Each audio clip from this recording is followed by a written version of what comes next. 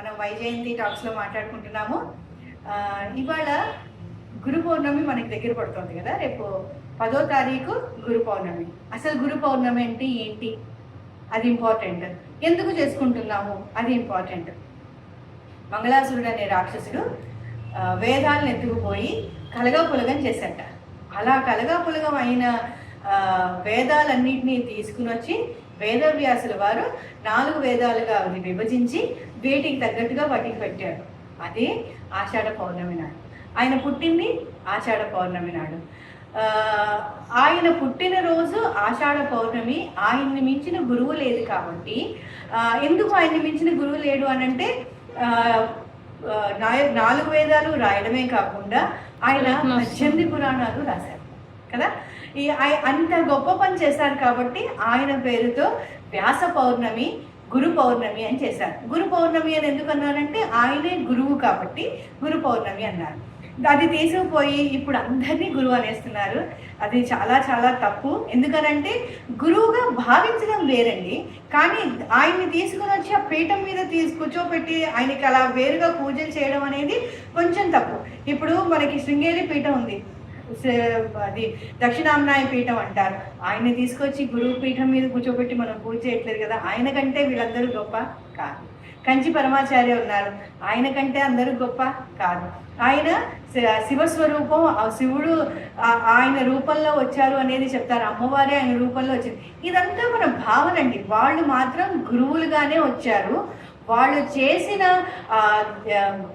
ఆ పూజ కానీ, వాళ్ళు చేసిన సాధన కానీ, ఆ సాధన మూలంగా వాళ్ళు అచీవ్ చేసిన లెవెల్స్ ఉంటాయి చూసారా, ఆ లెవెల్స్కి మనం ఇంప్రెస్ అయిపోయి ఆయనే శివుడు, ఆయనే అమ్మవారు అనే స్టేజ్కి మనం వచ్చాం. ఎందుకంటే అంత నమ్మాం కాబట్టి.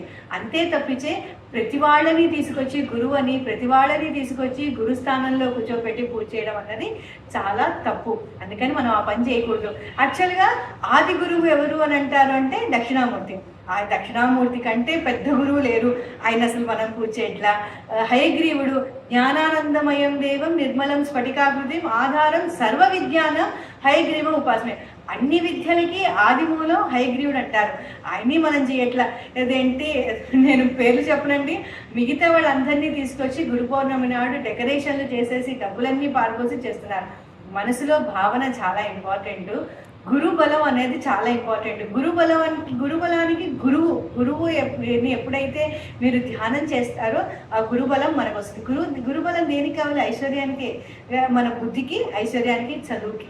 ఈ 3 చాలా ఇంపార్టెంట్ కాబట్టి ఈ 3 ఇచ్చేది గురువే. ఇవి మనకి ఇంట్రడ్యూస్ చేసేది గురువే. అందుకని గురువు నిజంగా చెప్పాలంటే వీళ్ళందరికంటే మన టీచర్ దగ్గరికి వెళ్ళి టీచర్ మన గురువుగా మనకి చదువు నేర్పించినందుకు ఆయనకి వెళ్ళి దండం పెట్టి పూజ చేసుకుని రావచ్చండి. అందులో కూడా తప్పలేదు.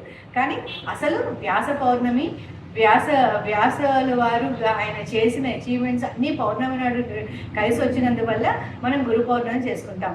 సో ప్లీజ్ మీరందరూ కూడా ఇంట్లో కంచి పరమాచార్య, భారతీ తీర్థస్వామి, ఆయన పైన గురువులు అదేంటి దత్తాత్రేయ స్వామి, దక్షిణామూర్తి, హయగ్రీవుడు, వీళ్ళని ఇంట్లో పెట్టుకొని గురు పౌర్ణమి నాడు పూజ చేయండి. వీళ్ళే వాటన్నిటి జోలికి వెళ్ళకండి. మనిషి మనిషి దేవుడు అవ్వరు, అది మాత్రం గ్యారెంటీ. గురువే. మన సాయిబాబా ఉన్నారు, సాయిబాబాని గురు పౌర్ణమి నాడు ఎందుకు చేస్తున్నారండి? ఆయన గురువుగా ఉన్నారు, గురువు కాబట్టి చేశారు. మళ్ళీ ఆయనే దేవుడు అనేస్తున్నాం కదా. అవి కొన్ని వేరియేషన్స్ మనమే కొంచెం మార్చుకోవాలి. గురువు దేవుడుగా ప్రార్థించే వాళ్ళు ప్రార్థించండి, నేను ఎవరిని కాదనట్లా. ఆయన గురువు.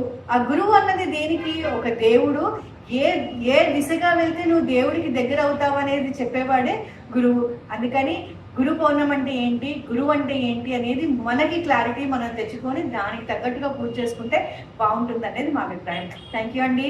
Thank you so much. మా ఛానల్ని మీరు సబ్స్క్రైబ్ చేసి లైక్ చేయండి and please follow our channel. Thank you.